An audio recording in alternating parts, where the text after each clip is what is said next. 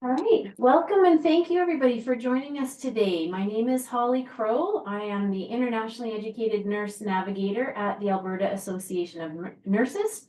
Um, and I am going to be presenting today on employment readiness. Employment is a hot topic for us here at the AAN. It is a massive challenge right now in Alberta, and it's a real massive challenge for internationally educated nurses as well. And I'll talk a bit more about why that is in a little bit. But certainly I can appreciate that everybody's looking for, some information and some help in getting into that job market. And it's been tough for people along the way. So hopefully some of the information today will help you guys all out. I am just going to share my screen here.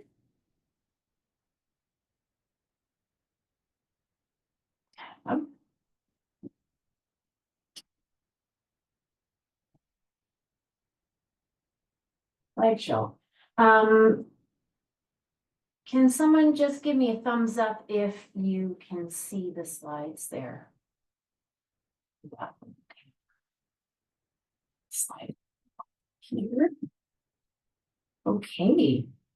So as I said, my name is Holly Crow. I am the internationally educated nurse navigator.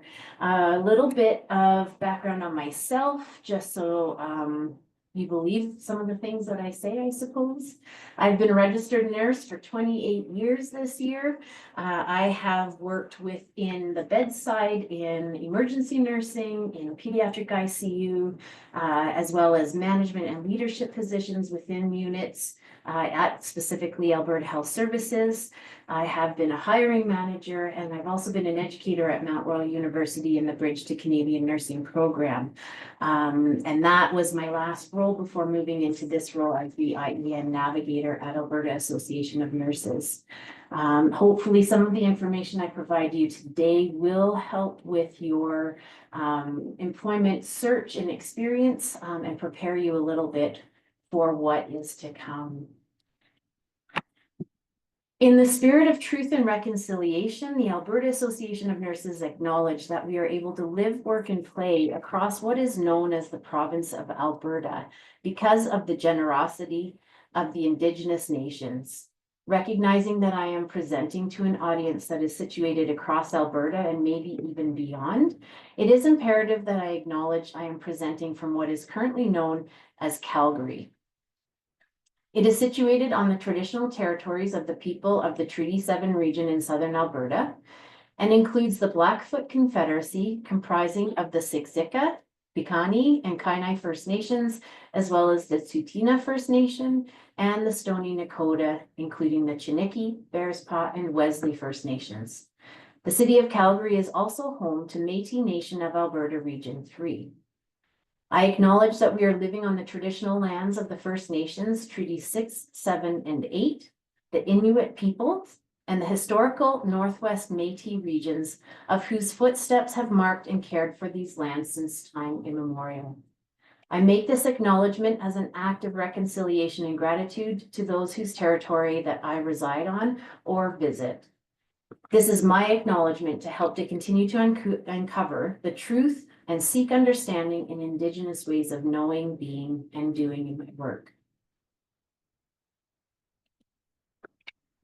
Okay, here in Alberta, we have several organizations that work with or for nursing. It is necessary to distinguish the differences in each organization and why it is important to your career as a nurse in Alberta.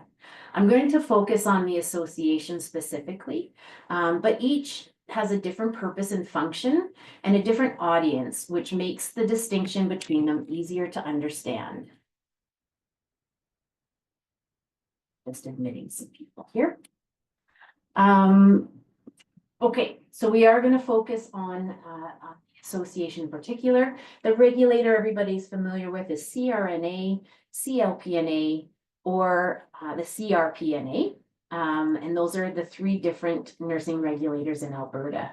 What's interesting to just note about those regulators is that they are really here to protect the public. And so they are the ones that establish the rules, standards, and regulations that nurses must follow in order to be called a nurse and to practice as a nurse.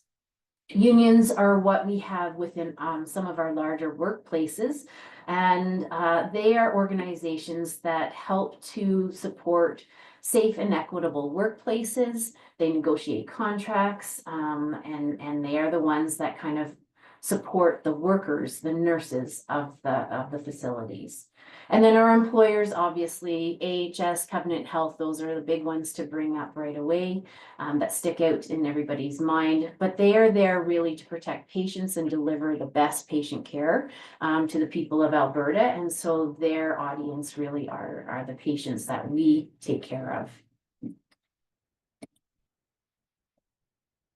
So the AAN, the purpose of the Alberta Association of Nurses is to collectively advocate, create a strong network, provide opportunity for professional development, and to seek out member benefits for all of our nursing professions. And I alluded to, we do have 4 nursing professions here in Alberta: nurse practitioners, registered nurses, registered psychiatric nurses, and licensed practical nurses. We are supporting all 4 nursing designations in Alberta. The way we find out about what's important is we engage with our members. The membership of the Alberta associations tell us what's most important to them and what they need. We then advocate and promote the interests of nurses and nursing as a profession, both to the government as well as to the public. The association connects members and provides services, supports, and resources to help members achieve professional excellence. We also offer professional development opportunities and activities, provide opportunities for networking and social events. And our annual conference is coming up next week, if you hadn't heard. We host some nurse recognition awards, and we do our very best to advance the nursing profession. The AAN works collaboratively with all regulatory bodies, unions, the government of Alberta, other associations across the province in Canada, and nursing interest groups to support and advance Alberta nurses and our profession.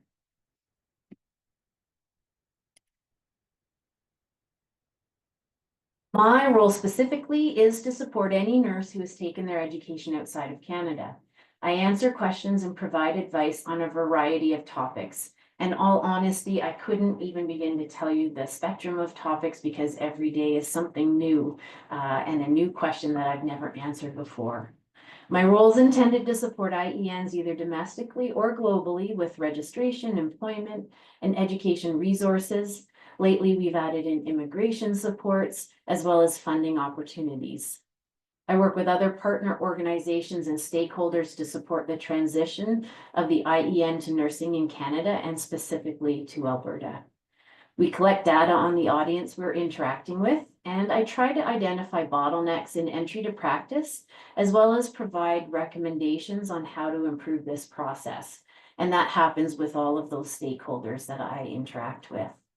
On our AAN website, you can find an IEN resource page and a direct link to my email, as well as my phone number. That page is getting some updates, and so hopefully it'll be a little bit nicer and provide a bit more information in the coming month or so. I realize this slide is pretty busy looking, but what I wanted to really demonstrate here is sort of the vastness of the organizations that we partner with to support internationally educated nurses. There's regulators, government, employers, post-secondary institutions, cultural organizations, professional associations, and settlement agencies, as well as other educational support services listed here. I participate on advisory panels and on research boards, both at the provincial and the national level. And our Navigator program has a large network of stakeholders who support the transition of the IEN to nursing in Canada. And we try to offer tools that help IENs reach their professional best. Does anybody have any questions up to this point?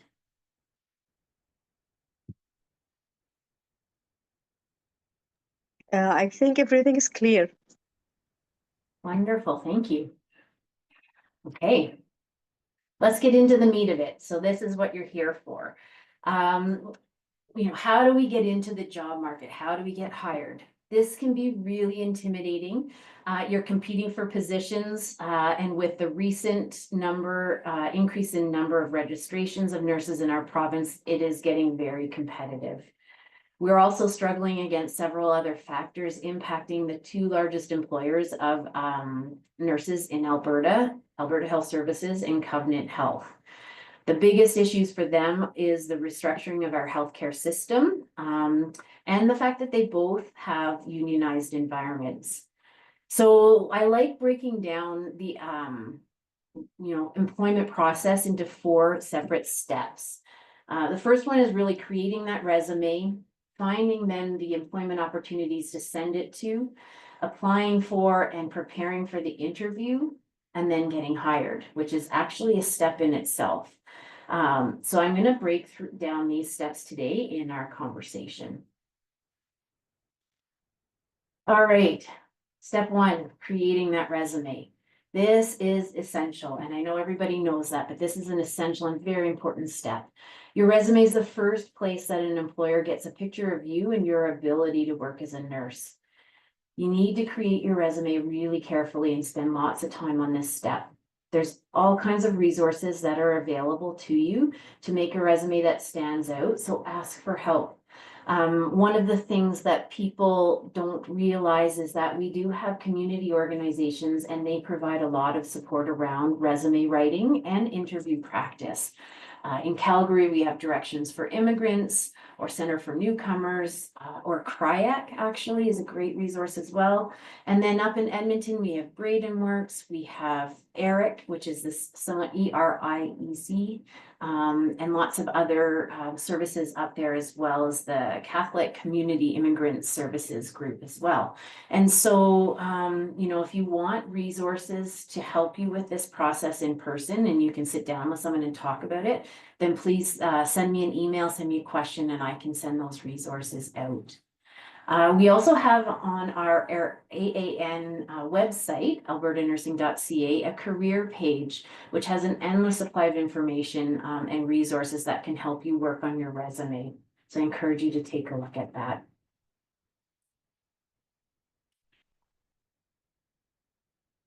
Okay, so it's really important here to be concise and make sure your resume is well organized and easy to read.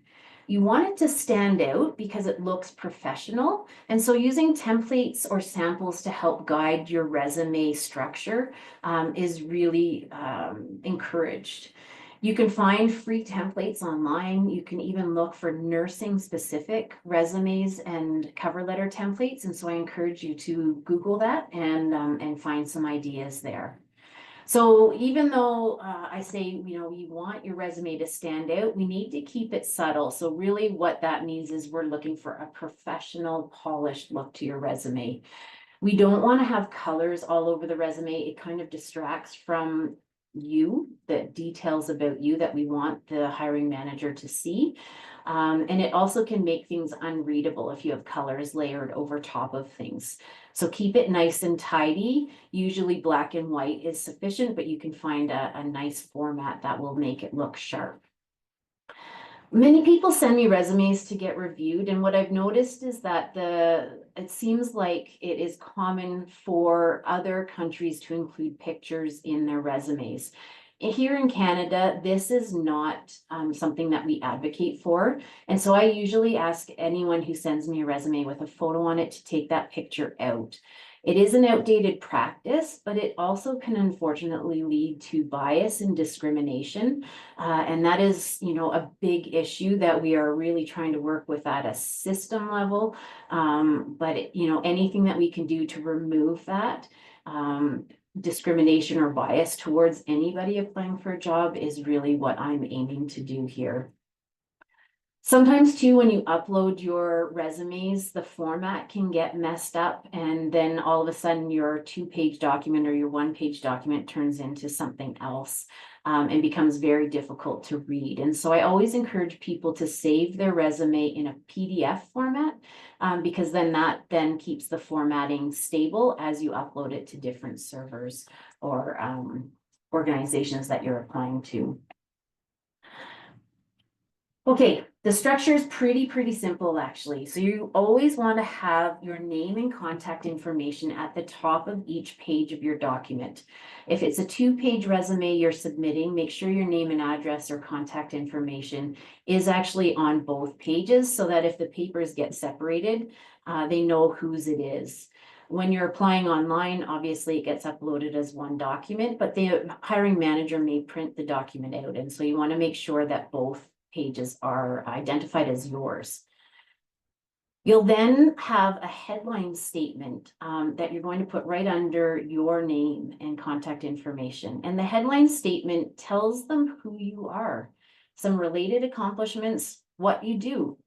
You might want to include some notable metrics like how many staff you managed on the unit that you're coming from, or keywords like an award-winning or a leader in something. So usually this is a 2 to 3 sentence statement that kind of makes you stand out. This is what's unique about me, and I want you to know right off the top. I've noticed a lot of people putting education as the next step of their resume, but really you end up having about 6 seconds in front of a recruiter or a hiring manager when they're looking at your resume. And so the key thing you want to have right under your headline statement will be your experience.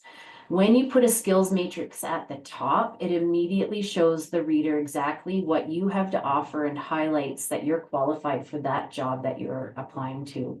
It is essential to have your experience right at the top of your resume. You would normally then follow that with your education and any additional certifications that you've taken along your career path. So even if you don't have specific certifications, you may want to consider adding in things like courses that you've taken outside of work or even your annual training. Sometimes within departments, you'll get advanced training for different skills and knowledge that they use in your unit. And so I encourage people to include that additional training or any annual education that's relevant in your document so that a hiring manager sees that you're committed to that ongoing learning and professional development. We don't encourage people to include references in your resume page. You can put at the bottom resume or references available on request. But that I encourage people to write on a separate document, again, with your name and contact information, and then the list of references that you'll want to submit when requested for them. The very last step of making this resume actually now is proofreading. If you don't do this, it will show. It shows that you don't pay attention to detail, and that actually can really hurt you when it comes to separating you from the thousands of other applicants that the managers are looking at. There's a couple of different things you can do for proofreading. One of them is to print your document off and have it in your hand, a piece of paper that you're looking at and reading directly off of instead of on your screen. Another way that you can proofread is read from the bottom to the top, so read it backwards. Sometimes this just gets your brain to shift the way it sees the things that are written on the page. And then the number one best way for you to get to proofread your documents is to have somebody else read it for you. So a family member, a friend, a confidant of some kind that you can ask to go through it and have a look at it. It's funny how the brain works and sometimes actually prevents you from seeing things that you've been staring at for longer type amounts of time. Okay. The cover letter. I get asked a lot, oh, should I include a cover letter in my resume? Yes, you should always have a cover letter. I always tell people that I feel like a resume is kind of like your ingredient list in a recipe. So it gives you sort of the facts of what you need to give, how long you've done it for, all of those measurements that show, why you're a fit for this job. But the cover letter is more like the instructions of that recipe. And so it really fills in all of the details and explains more about who you are and why you're such a great candidate for this role. Again, I can't say it enough. You're entering the job market with literally thousands of other resumes, so you need to stand out. So this cover letter is really that document that will help to make you look unique and special for that job. You might include in this letter some details about why there's gaps in your practice, and why you're looking to return to the workforce now. And it could be a variety of reasons why you have not practiced maybe in the last year or so. And of course, especially with internationally educated nurses, there's so many things you have to complete before getting into the workforce here that, that could be a very good place to just give a little bit of context around your unique situation. You might also describe work experience in specialty education or knowledge and training here that makes you the person for the job. A quick Google search will bring up a whole bunch of different templates, again, for your cover letter, but I do suggest that you have a cover letter and resume format that does match. So don't make it look incredibly different than your actual resume format. In recent conversations with talent acquisition at Covenant Health, it was noted that many applications are coming across their desks without a cover letter, and even a lot of them are coming without a resume. And so what they've told me is that I need to make sure I highlight to you how important it is to upload that resume and cover letter and make sure they're included before you submit your application. Unfortunately, if they get an application without these documents, it is not even looked at. They pass over to the next one. And so it is crucial for you to be seen that you include those documents.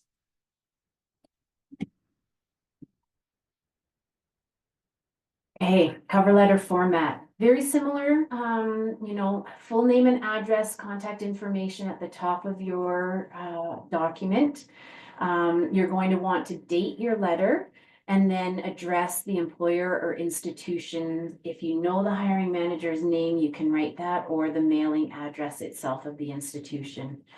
And again, when you introduce your note, you can use a formal salutation, either, a generic "Dear hiring manager" or "To whom it may concern," or if you actually have the hiring manager's name, you can insert it there as well.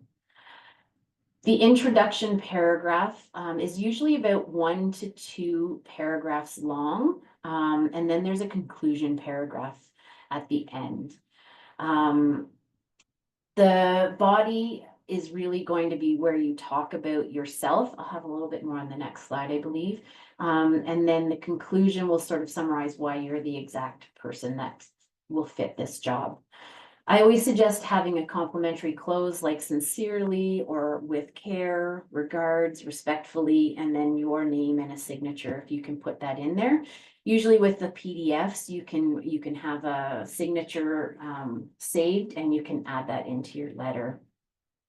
I do suggest keeping your cover letter to 1 page. Even people who are, 30 years of experience with all kinds of education and background, I still suggest 1 page for your cover letter and a maximum of 2 pages for your resume. The 12-page resume is a thing of the past. Okay, so the format. You're going to use your formal letter format, and you're going to introduce yourself in the first paragraph. So here's where you should really start with some credentials, a graduation date, maybe the school you attended. If you've got an NCLEX status, so passed. And generally, if you have your CRNA license, obviously you'll have passed your NCLEX exam. And so you can just make a comment that you do currently hold a CRNA license, and that then takes care of that right up front. That is the first question any hiring manager will look to have answered. Next, you can talk about why you're right for the position. So you'll introduce your qualities to the nursing role, specific personal experiences, studies, specialty, or additional training and education. And don't be afraid to really talk about yourself in a very positive way here. This is very uncomfortable for a lot of people, but I want you to be comfortable in acknowledging the wonderful qualities that you have, and focusing on those attributes for the manager to see that, that you're the right person for this position. In the third paragraph, you can talk about why the position or the unit in particular are the right place for you. You can explain why you want the job and then show some confidence and passion about why you're hoping to work for this organization. Lastly, you can summarize your letter by thanking the reader for their time and consideration. Address the position you're applying for here. So there may be a job number or a title that you want to include here, and how you will be the person to fulfill the characteristics, credential, skills, knowledge, and expertise required. In a couple of sentences. Seems like a lot, but in a couple of sentences is ideal. One of the things you can do to help you when writing these pieces is you can look up the hospital that you're, or the unit or the clinic that you're applying to, and see if they have a mission statement or a core values statement that talks about what is important to them. And you can kind of add bits of that information in how you relate to those core mission and values in your cover letter. And so you can really bring out that, you know, the strengths of their organization are what really are important to you as well. Sometimes that can impress managers that you've done a little bit of homework on their organization. Do's and don'ts. Definitely do reuse your cover letter for multiple applications. It is okay to not reinvent the wheel each time. You're going to have kind of your skeleton letter that you're going to actually tailor for each of the postings. And so use that skeleton framework, and then you're going to make sure you remember to change the important details around it. So things like maybe the facility name and address, the posting number or job title, and maybe even that paragraph discussing why this particular unit or facility is a good fit for you. And so if it is a completely different organization, obviously you're going to reword that paragraph that fits their core mission and values and how they're linked to your interests. Again, make sure you proofread this letter, have someone else look at it too. This is a really good one because they're, you know, it's a formal letter. You're going to want to have somebody else's eyes on it to look for spelling errors, grammar, structure, sentence structure, things like that. Do use personal experiences that can't be fully detailed in your resume. As I said, this is sort of the instructions to your ingredient list. And so this is where you're going to describe more detail around some of those accomplishments that you've had in your career to date. And don't ramble or summarize your resume. If your resume sort of gives the list of things that make you qualified for this job, the cover letter needs to be kind of the story around why you're such a great person for them. I hope that's clear. I think I've said that too many times now, but I hope that's clear. Okay. Now you need to look for the jobs to apply to. Our job market, as I've already explained, is extremely competitive right now. Many nurses are having difficulty securing an interview, never mind securing a position. There are still lots of things affecting our job market right now. The number one was the restructuring of our healthcare system, which seems to be starting to get well underway and hopefully bringing some stability to the hiring units and hiring managers in terms of their funding sources, staffing models, who they're reporting to, reporting structures. So hopefully that is starting to settle down a little bit and will make things more favorable for hiring into positions that we know are there and we know need to be filled. The second thing that was happening that has just been settled is the new collective agreement between the nursing unions and the larger hospitals that have a unionized environment. That was just ratified a couple of weeks ago. And so that is going to bring more stability to our employment sector for sure, now that you know, dollar signs and everything are in the contract, number of nurses that they can hire and benefits and things like that have been settled. And then the other thing that's really been a challenge is the regulation changes over the last couple of years have brought instability across the country in terms of licensing nurses. Alberta has some favorable regulations now that are drawing a lot of interest from nurses across the country and globally. And so the number of registered nurses, either RNs, RPNs, or LPNs across our province has grown dramatically, and that is adding some stiff competition to job opportunities and job postings, and making it difficult for our hiring managers, I think, to actually get to all of the resumes that are out there. Which is why I emphasize so much that part about making your resume stand out. Don't forget that we have a career page on the Alberta Association of Nurses website. There are postings coming up there. We're recruiting new employers to get job postings up there every week. And so keep an eye on that as well to see if there are opportunities that fit what you're looking for there. I do encourage people to look beyond the acute care sector. I realize that many nurses truly feel like, you know, the biggest accomplishment will be to work in an acute care facility as a bedside nurse. But really in Canada, we have some really interesting and incredible opportunities that are, you know, being created almost weekly, daily, yearly. And I use my job as an example of that 2 years ago, the IEN Navigator did not exist.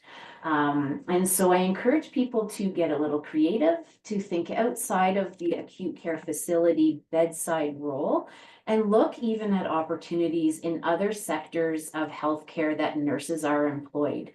That, you know, goes to academia, long-term care, community clinics, specialty clinics. We have surgical clinics that are across the province that are private. Correctional services is another area for people who have a mental health background in nursing. This is an excellent opportunity in correctional services. And I do have friends who actually work in different nursing capacities in correctional facilities, and they quite enjoy their roles there. You know, bedside nursing is very stressful in our acute care facilities at the moment. And so you may actually find some opportunities that offer maybe better life balance or a new interest in something like foot care or wound care in the community that you can really pursue. So I do encourage you to think broadly about where nurses work. You can look by walking around your neighborhoods and see, you know, what kinds of opportunities there may be even in your local area that are not the traditional acute care facility roles, and keep that in mind. And then finally, the last one is rural healthcare. And so this is acute care facilities, generally speaking, some community practices, but in our rural areas of Alberta. And to be honest, outside of Calgary and Edmonton, there's a lot of rural opportunity. They are desperate for nurses in our rural areas, and they are offering some incentives at times and bonuses or help to get to their communities to join their teams. And so that may be something of interest as well.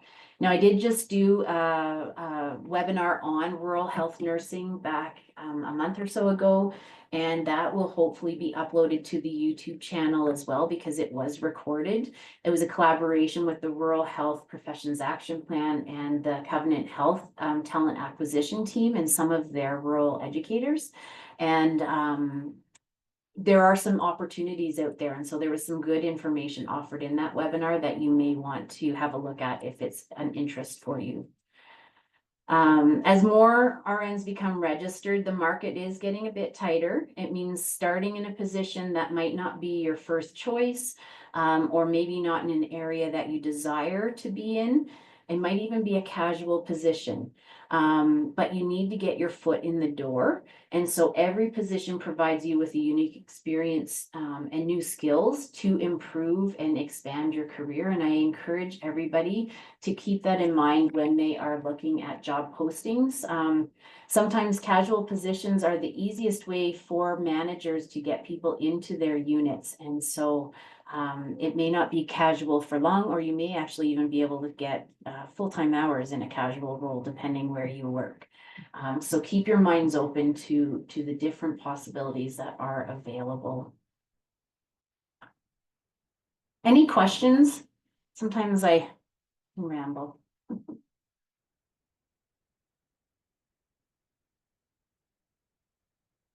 Quiet. Yes, my dear. Yeah, my question is, I don't know, you're gonna cover it later or no, but I'm always asking about the experience in Canada, as we are internationally educated and we work back home. Since for myself, since I came Canada, I did not work as I don't have a license. So when I get my license, I will try to search for a job to get my experience in Canada. So how I can fill that part in the resume? Yeah, that's a challenge. That is a very frustrating line in job postings that I would really like to have removed. There is work going on in Alberta right now, working on internationally educated nursing specific orientations and what is it called? It's not just the orientation, but it's like your buddy shifts once you get into the unit that are specifically tailored to internationally educated nurses who don't have experience in Canada. I'm hoping that that really comes to fruition to support IENs with employment without that Canadian experience. Is that That's mentorship? something that I think that has been an evolution over the last couple of years with the regulation changes, unfortunately. And so I am, pushing to have that wording removed from job postings. I don't have a good answer for you, Hyatt, at the moment on how to actually No worries. get that Thank opportunity you. other than in a bridging program. And I Yeah. see Sunny has his hand up here, so I'll go to him in a second, but yeah, we don't have volunteering here in Canada like you may have in other countries where you can sort of shadow a nurse. Mhm. So So if I I'm going to join bridging course, that will enhance my chance. Bridging education is an excellent way to boost your resume. Absolutely. Awesome. Yeah, Oh, between the education and the clinical placements that they hold, it is an excellent way to really get that experience in a Canadian clinical setting. Yeah, awesome. Thank you so much. you bet. Sunny, you wanna? Oh, I was talking, did you mean the mentorship program they're planning to approach? And I was also talking about hearing lots about volunteering position, but that's you covered already. So that's the only Yeah. thing kind of came. Wonderful. Yeah. Yeah. There's work going on around mentoring as well. And so there's hopefully more to come on that. But right now, the best thing to do is to consider the bridging programs because they do offer that clinical placement within the program. And that gives you that real hands-on Canadian context experience. Okay. So the application process, when you're reviewing available opportunities, you do need to consider a few things. I get lots of emails saying I've submitted 200 resumes in the last month and I haven't heard a single thing. That I really struggle with because I feel like you might be wasting some of your time, just sending out massive amounts of applications without looking at the roles that you're actually applying to and whether or not you're actually qualified for that position. So I want you to think about where you're applying. What are the requirements of the role, both experience and education? You also need to think about where the location of that opportunity is. And so, you know, if you are looking at a rural opportunity, but you don't have a vehicle to get there, that could be a problem for you. If you think that you want to live in an urban setting like Calgary or Red Deer or Edmonton, and work in a rural area, that can be a problem in the middle of our winters, like January and February, when we have massive snowstorms. And so reliability of being able to get to work for your shift during those sort of terrible weather days, you know, can be a deterrent for hiring managers. If you're relocating with family, you're going to need to consider, you know, schools for your children or daycare, and then even employment opportunities for your partner. And so you know, there's a lot, I know most of you understand this, but there's a lot to consider when you're looking at applying to positions. And then lately, I've been asking people to look at applying for their positions through every possible avenue. So if you find a position within AHS, you can apply directly through AHS on their online application process. But you may find the same position listed on ZipRecruiter or Nursing Careers Canada or even LinkedIn. And now LinkedIn has been, you know, growing in popularity. And so I would use LinkedIn, sorry, I would suggest using LinkedIn to look for opportunities as well. But if you apply for that same position 5 times through 5 different sources, that means your resume is now being put through 5 times to that manager. And so hopefully one of those times catches their eye, rather than just applying to AHS directly, and then that's the end of it. So something to consider there. Churchill, I see you have a question. Oh, hi. Yes. I was just going to follow up on Hyatt's question and something you mentioned. For starters, would you still recommend joining a bridging program if one has passed the NCLEX examination already? That's the first one. Yeah.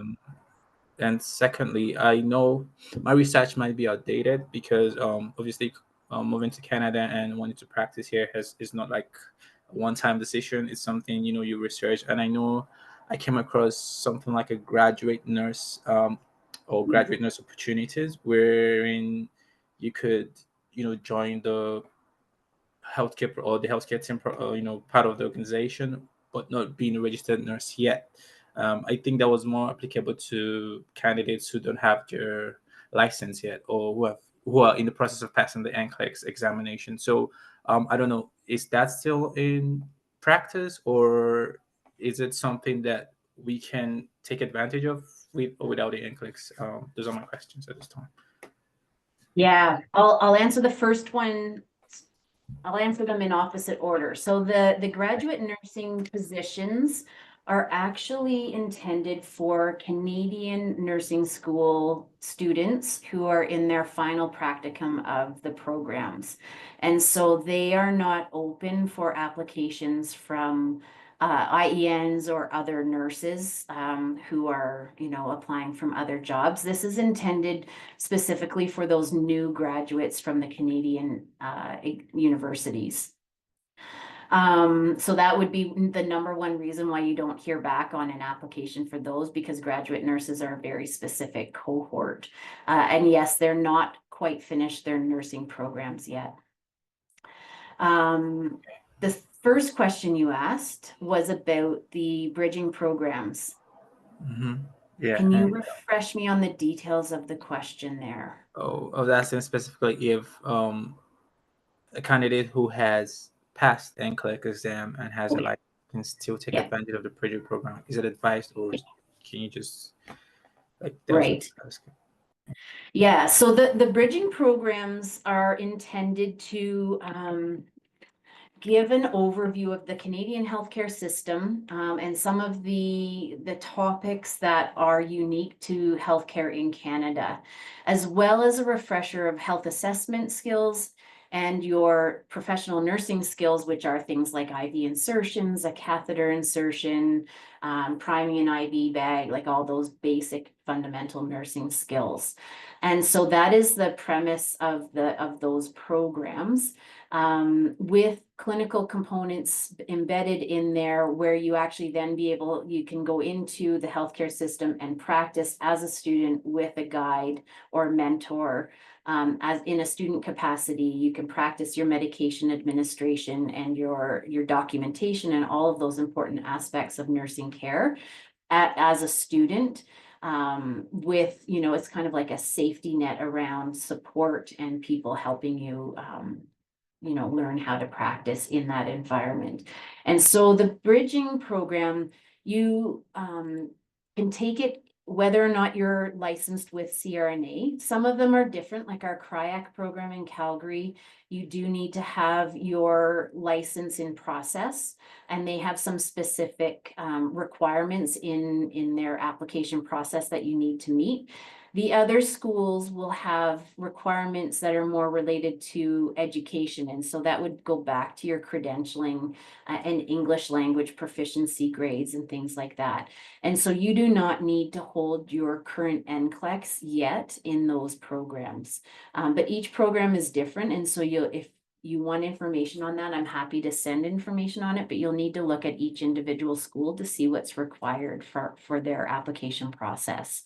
But I do encourage that if you're struggling to find work, that if it's been more than a couple of years that you're out of practice, that it is something worth considering. And Sunny at Beats and Breath also offers a program that's changing a little bit, but where you get some practice with those basic health assessment and skills that are required in your practice here.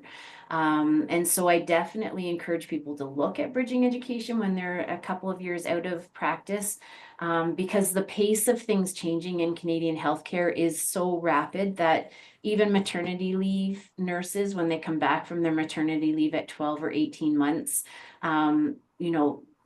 basically need an entire reorientation to their workplace, because things change so quickly. And that goes with the our computer systems and our way of doing things, and even best practice and new policies. So and the other thing I think to remind yourself of, or to be aware of, is that the bridging programs are the equivalent of a refresher program. So any nurse who's been out of practice for 5 years anyways is required to do a bridging program now. It doesn't matter if you're an IEN or if you're a Canadian trained nurse, you're required to do the bridging program. And so it is a very robust program that they're offering. All right, thank you. Then I'm open to having the resources you mentioned, just in case you have any out there. Thank you. Yeah. Lovely. I hope I answered that okay. That was a long answer. Can I ask you a question, if you don't mind, please? You sure can. Okay, my name is Mona. I'm international nurses. I'm Egyptian, but I passed NCLEX. I have a Texas Board of Nursing from United States, and I have been working almost 11 years. So I think my previous colleague asked the questions, but I want more clarify. Excuse me. So does I need bridging program? That is the first question. And although I'm currently working for almost 11 years without any pause. Another thing is, if I have a job offer, does I need to register in bridge program and take IELTS, for example, the English language? Although I had IELTS, but Muda, can I just stop you for a quick second? yes, So you're sure. providing quite a bit of very unique information about yourself here. And what I would suggest is actually, if you send me an email, we can talk offline about sort of the specifics about your situation. Every single person has some really unique differences between each other, and it's kind of difficult to address some of those really specific things in this big group format. So I would prefer if we had that conversation separately, if that's okay with you. I hope so. I hope so Yeah. because according to you, you said if some it's considered, it depends on every person. Yeah. But some of these details I'd rather we talk about separately and take the time on our own to share the details rather than with the entire group. Okay. So How I how will put in the can chat box my direct email for everybody. okay. Okay, And that's then good. we can connect for sure because it Thank you. is, yeah, it's hard to address everyone's unique situations. I'm sorry. Just put it in the box here. Okay, So thank you. definitely, you know, you're talking about a bunch of different things, you know, English language proficiency, requirements for bridging, if you're currently working and if you've been offered a position. So those I'll have to, oops, it's made a spelling error in there. Those I will have to get a bit more details on in order to give you the best answer for where we should be heading your questions, okay? Sorry, this is the correct email address. There's no dot there. Cool, Deep, do you have a question? So I guess I should preface to, like, with Muna's question, I really appreciate the question. But if you have unique situational things that you want to discuss, I'm going to encourage you to contact me directly with those questions, just so that we can focus on the rest of the presentation, but also so that I can actually meet the needs of your own unique situation in that private conversation. It'll be better for everybody to get the correct information that meets their own situation. Cool, Deep. I think you were first there. Yeah, I just want more clarification on the bridging program as I already have a nursing license here in Canada.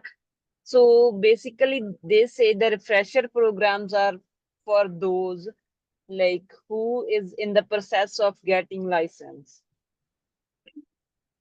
No, they can be for anybody. And I actually have been encouraging a lot of internationally educated nurses who have now been out of the workforce for even 2 years to start considering applying to the bridging programs for some education support and that clinical practice. Yeah, because everyone is asking for experience. Yeah. So no one wants to give job to like IENs without experience. They prefer who has Canadian experience. Yeah. Yeah. So can we get like any link? What kind of bridging programs are there for us, like Yep. IENs? I can send out that with when I send out a message after this is done today. Yeah, I can include bridging program information and education. Oh, thank you so much. Yeah, Definitely. that would be appreciated. Yeah, thank you. Renato.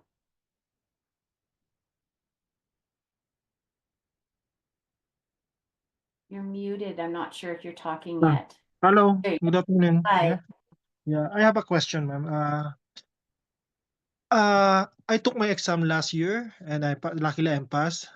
So what happened is like last year, July, I find a job as a travel nurse, and I worked there for only 6 months because in Manitoba, because Manitoba right now are like they stop the travel nurse, especially the agencies.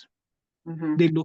They asking for us for like we should have 2,000 hours for the so we can continue the travel as a travel nurse. Now I only have 1,400 and I'm applying here in rural area in Alberta right now.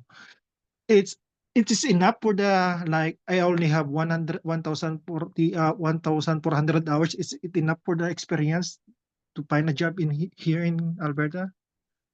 I would expect so, Renato, but I don't know what hiring managers are specifically looking for. Yeah.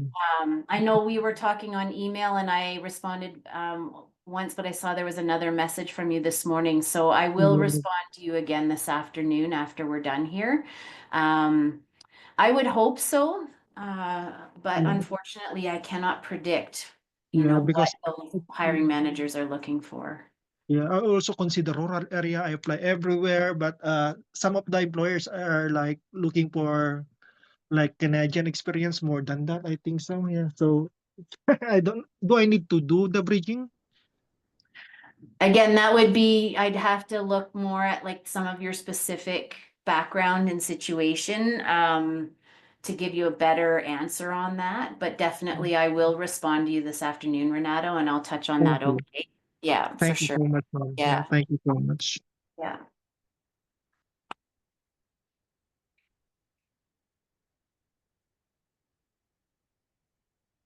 Okay, so we were talking about the application process. Every company has different application processes. You could drop it off in person, or you may be an online platform that they're using for people to submit applications.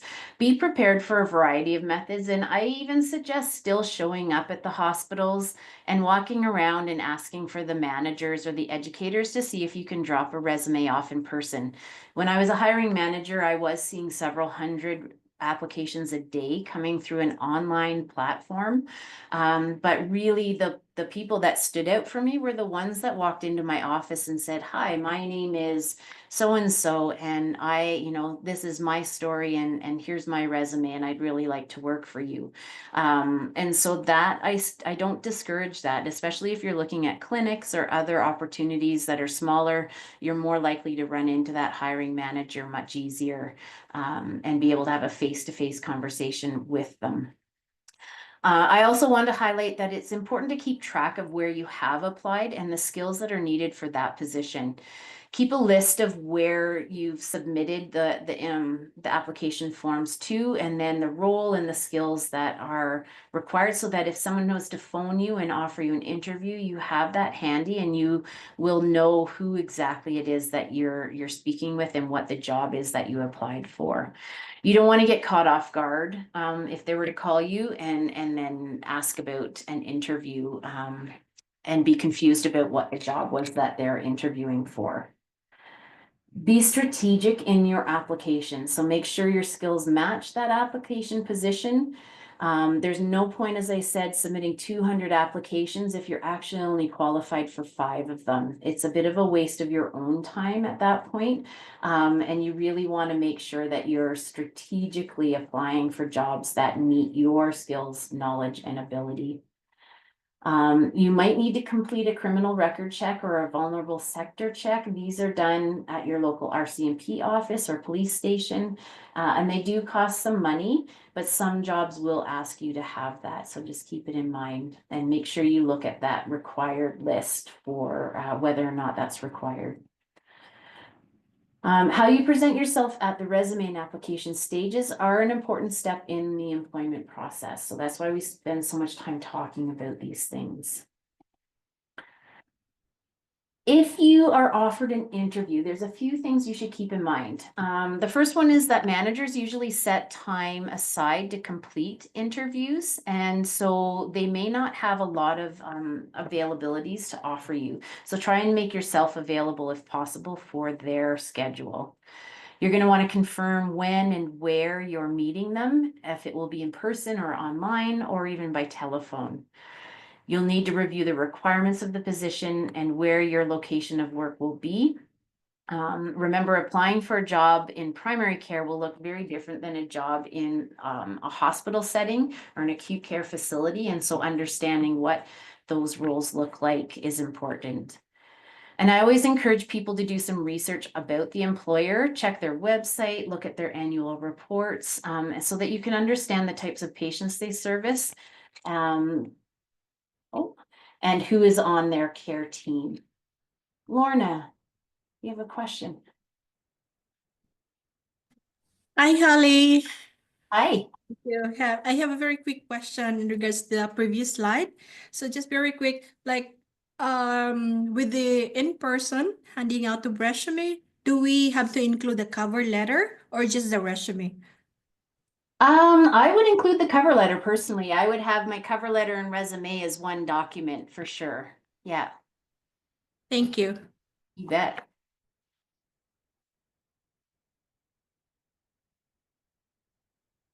Getting ready for the interview, so it runs smoothly is really important. If you're prepared, it will help calm some of the extra nerves that you might be experiencing. We'll talk about how to answer the questions in a minute, but some things to think about are checking your technology to make sure it's working, make sure your speaker or your camera is working, or if it's in person, know where you're going. You can log in early and check your microphone and speakers, or you can arrive at the interview 10 minutes early so that you can kind of sit and gather your thoughts, catch your breath, and calm down a little bit. It doesn't look great if you come kind of rushing in and you're really flustered at the beginning of the interview. I always suggest dressing in tidy professional clothing.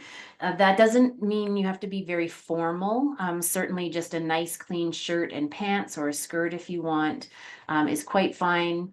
And then I would suggest also avoiding any perfumes or strong scents if it is in person. It is customary in Canada to sit facing the interviewer and to make eye contact. I realize this can be very unsettling, intimidating, and very foreign to a lot of people who are not used to this. But in Canada, it does demonstrate that you're focused on the interviewer and that you're paying attention to their questions. If you are very uncomfortable with that, you can say something and mention, that I feel rather uncomfortable making eye contact, and you can maybe even ask if it's okay to not make direct eye contact. I think sort of putting those things up out front to help you calm down and you relax into the situation is absolutely okay. Don't feel like you have to rush into your answers. Take a moment to think about your answer when you're asked a question. I always tell people, take a deep breath, think about what you want to say, and then speak clearly.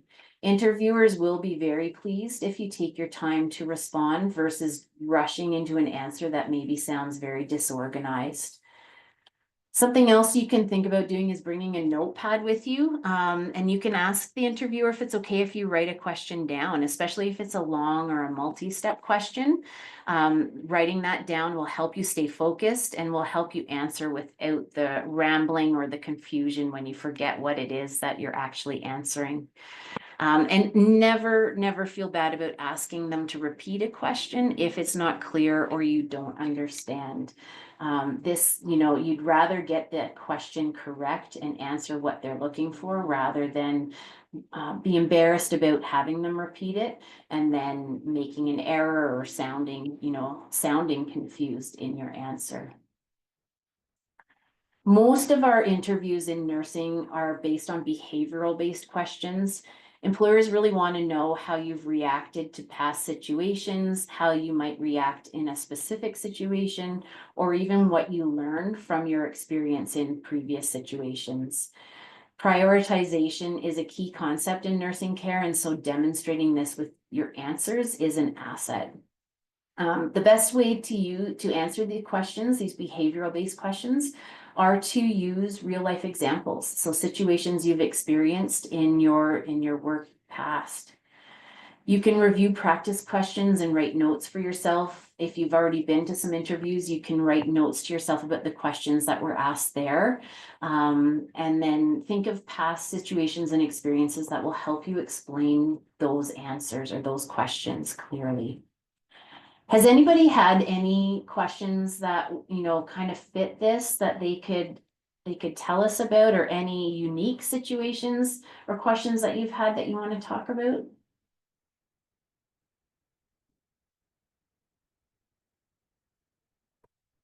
Maybe even a really challenging question.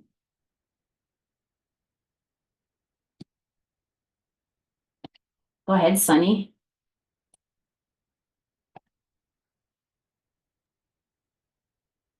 Thank you, Holly. I just like to add some information to it, a lovely presentation. When a person is appearing for an interview, most of the time, the managers, just like you said, they expect you to come prepared for that specific unit, right? And they have some information must have passed on to them, which unit they are coming into and what posting they are also getting interviewed for. So it's important for them to ahead prepare very well with their questions. And I've been also told that if you prepare something and for that particular interview, you can keep a notes of what you prepared, how you want to deliver it. And it is okay to ask the interviewer, this is how I prepared it. Is it okay if I can just refer if I struggle? Sometimes we have that freezing mind.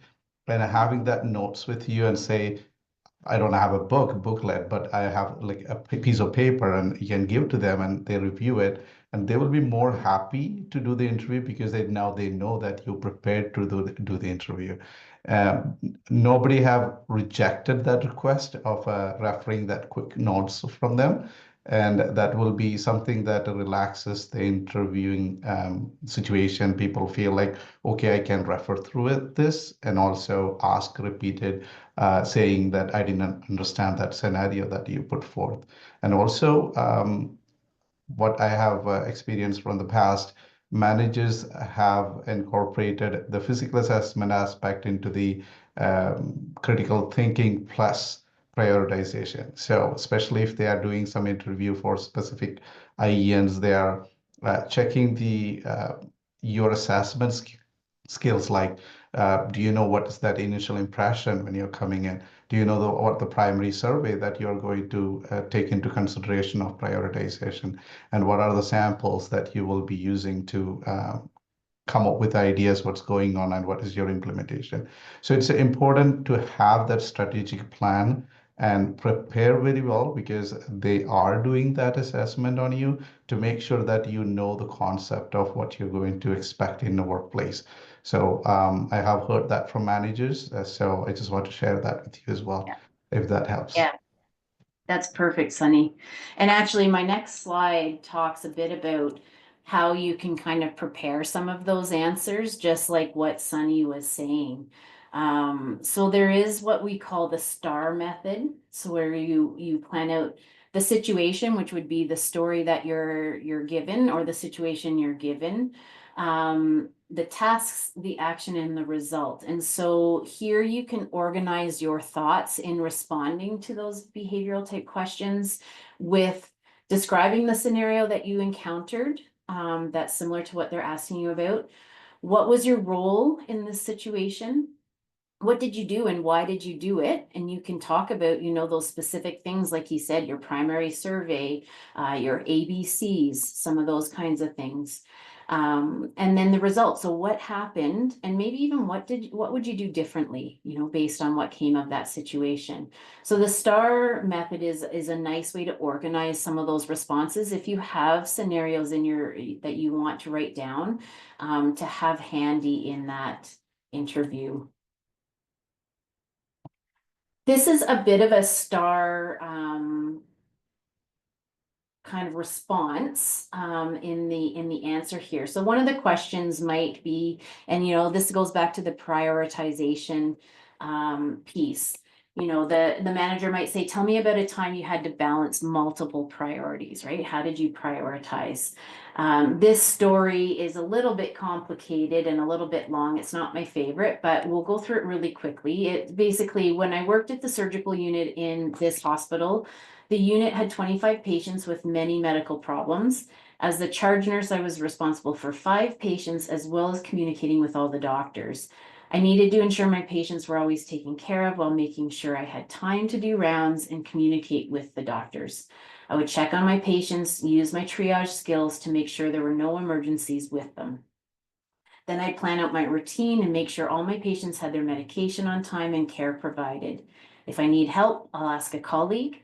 And I knew the doctor's schedules, so could be available to meet with them as they came around to rounds.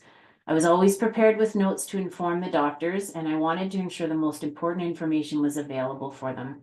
I find making notes, knowing staffing schedules, and making lists helps to keep me organized. It's essential to be prepared and flexible to meet the needs of the patients and doctors. Now, I wouldn't imagine for most people this just comes flying off your tongue in an interview, but this might be something you might have written down, right? If this was a prioritization question, this could be a situation you might have in your notes to describe it. And so what I really like about it is that the situation talks about where they're working, what her role was and her responsibilities. The task is that she's the charge nurse and she has to communicate with doctors as well as provide patient care. Her action was prioritizing the care for the patients and organizing it, and then making notes for her team, for the doctors. And then the result was that she was organized and focused. She was able to provide information to the team when they needed it, and optimal patient care, meeting their immediate and long-term needs. So kind of a difficult one to talk about in our quick little presentation here, but just an idea of something that you can prepare for yourself to help have handy, knowing that that may be a very likely question you're going to see, something about prioritization. The other tool that we use frequently is called the SBAR tool. So situation, background, assessment, and recommendation. This is actually a very common communication tool that's used in the acute care facilities here in Alberta.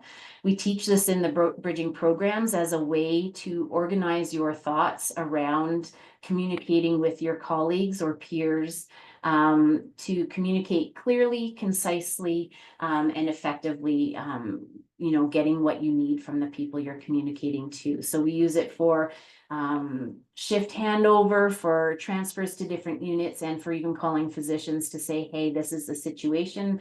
My patient's deteriorating. These are the assessment findings I have. This is what I think is happening now, and I need you to either come and see the patient or give me some orders so that I can start to take care of them before you get here. So this is an excellent tool that you can use as well. I will send everybody the note slides here after our presentation as well too, so you will have these to go back and refer to. I'm just picking up the pace a bit because I want to make sure we have a bit of time for questions at the end. Unions. I just talk about unions really quickly here because when we are preparing, and finding out about the place that we want to work, we may have questions for our employer about, things like unions or pay scales. And so it might be worth doing a little bit of research around what union might represent you in that workplace. You might be prepared for questions regarding your wage or vacation expectations. You need to maybe check if you're not in a unionized environment, perhaps that private clinic or private surgical unit may have different pay or wage expectations than what you are expecting. And so it's something that you may want to ask about. When you're researching an employer in preparation for the interview, it's a good time to write down some of these questions that you might want to ask them after the interview. I'll go through a little bit of a list next. But you may want to ask about things like, is there parking? How much does parking cost? Do you provide uniforms? What time do your shifts start? Things like that. And you'll want to make sure when you go to that interview that you have a copy of your resume and reference list with you. This is my kind of short list of some questions you might want to have for your interviewer. And so at the end of the interview, more often than not, you will be asked if there's any questions that you have for them. And this is just kind of a short list of a couple of the big ones that are important to me personally. But you may want to bring that list with you and have some of those questions answered.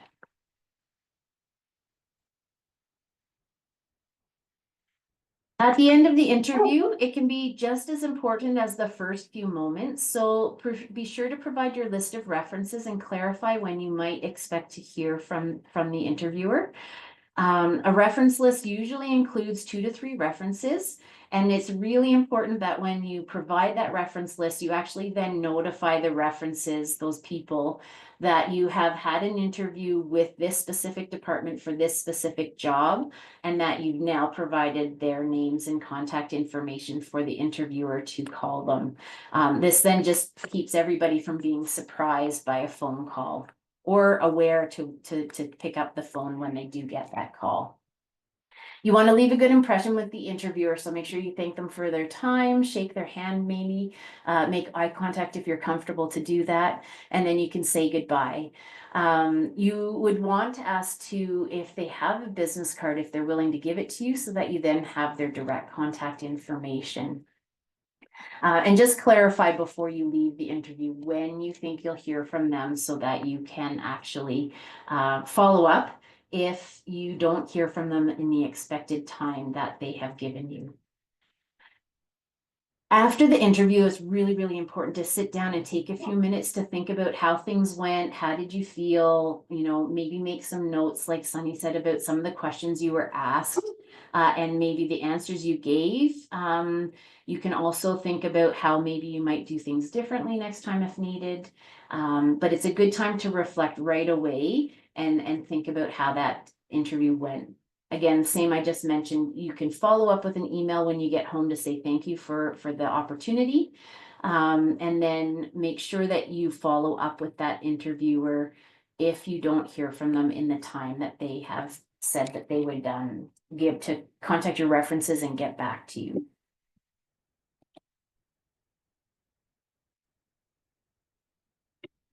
Okay, if you've been offered a position, the preparation doesn't end here, right? There's lots of work to do now. Many employers will hire you for what they call a probationary period. It's usually a short amount of time where you prove yourself as an employee, you get up to speed on, you know, what is required of you in the role. And so when you're offered the position, you might want to make sure that you know what's required of you for the first day of orientation, who to speak with, where to go, what to bring, and what to prepare. So you may have the chance to do some learning modules online or reading ahead of time.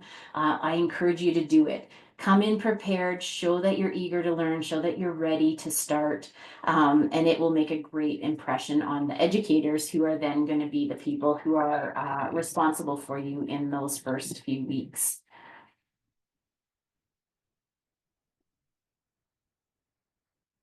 Oops, I think I jumped ahead there. Remember, nursing in Alberta is a very autonomous profession. There's high expectations for your skills and abilities. You are responsible for your practice as a nurse, which means it is up to you to perform the learning and skills, documentation and communication as a professional. Your license is your safety net, so ensure you always follow the standards of practice for that license that you're practicing under. If something's unsafe, it is your responsibility to question this and even report it if necessary.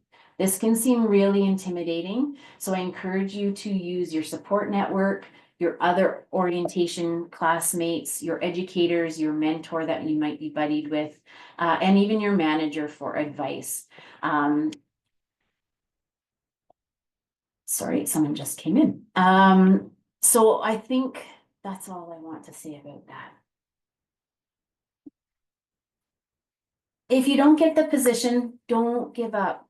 Not every interview will lead to an offer, and it can be really frustrating, but this is where you use each interview opportunity to help you learn. The more practice you have during interview process makes it easier each time. You'll learn new interview skills and confidence in how to approach the next interview.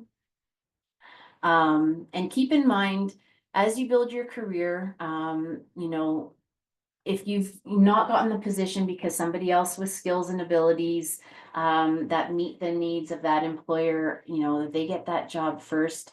Keep in mind that as you build your career, one day you will be that person with those experience, skills, ability, and seniority. And that's a big thing with the unionized environments. Sometimes seniority is what it comes down to, and that's just how long you've been with the organization, and there's not much we can do about that. So just persevere. Abby Papula does a really wonderful presentation for us on perseverance and her trajectory as an IEN in Canada. I hope to have her present hopefully next month. And her story is really amazing with the struggles that she went through to become licensed as a nurse in Alberta and then find employment. And now the opportunities that she is having with the experience that she's gained over these years is absolutely, it's admirable, and it's something that I don't know if I would have had the strength to do what she's done. And so I really encourage you to persevere and stick with it. We're going to get some success soon. I feel it, and we're going to get you guys jobs. That's the goal of this whole project. So hang in there. There is a resource list at the end of this presentation for you guys too, so we will include that in our documents. And I'm going to stop sharing so that I can see everybody and see if there's some questions. Sunny, I see your hand up there. Yeah. Can I just one thing that it will benefit everyone? Can I just do a screen share? Just want to. A lot of people have done so much of errors in application. So do you agree that I can share with them? Sure. I just want to keep in mind we have about 11 minutes left. So Very quick, very quick. I hope everyone can see you. This page is maybe very familiar. Let me see if it comes up. This is Alberta Health Services career page. I want to just give you a heads up if you're able to see this. Most of the people upload your resume and you choose the file, upload it, attach it. It will drop down to your table here. Please always remember to check the relevant file and resume, check before you continue. If you don't check this, your resume is not attaching to the application. Also, one more thing that I want you to read is deleting a file. So you may have like 20 updated resume and cover letters here. The problem with the job application, there is a timeline when the job is going to close. There is a posting date and closing date. And if you have applied a previous job with the resume, and later you came and updated resume, you attached to it, and you deleted the previous resume from here, as you can see, if you delete one resume, it will be automatically deleted for all the application that you did in the past. So if you have applied a 200 job, maybe that's a auto email that you will be getting somebody else selected for the job that will kind of compromise your application. So, and also make sure that you do a PDF, not the Word format, because system has kind of reshuffle that format and the managers will have a hard time reading it. And I think Holly did cover that, making sure that it is in a PDF format. So that's easy for it to keep the way you want it. So please do not delete it unnecessarily, and also make sure that you check the relevant files that need to go along with the application. And that's been very, very challenging. People have missed that part a lot. And I just want to bring that to your attention. I hope that. Thank you very much, Holly. Perfect. I appreciate that. I see here in the chat, I think we've addressed Kuldeep. We talked about that. And Renato and Muna will talk after. Abigail, thank you for entering some information there on the RPAP Bridging Bursary Grant. And so definitely if you have questions about funding supports, I have all kinds of resources, but the bursary for IENs for rural health is an excellent way to get some funding support to pay for the bridging programs if you're interested in working in a rural community after graduation. And so definitely there's links there for you in the chat, and we can also include things if you have questions and want to contact me. Okay. I think that is all the questions we have. Does anyone have any other questions they want to ask?